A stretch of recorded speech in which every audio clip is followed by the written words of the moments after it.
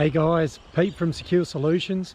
Now I wanted to show an example of the new Acusense camera. So it's a camera that's got analytics in it.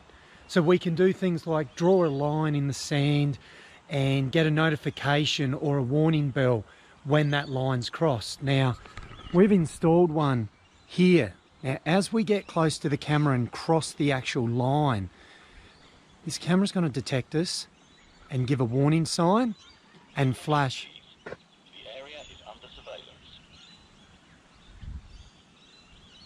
Attention please.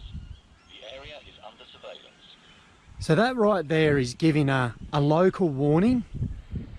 It's giving indication. It makes you look up at the camera and you sort of know that it's a real camera.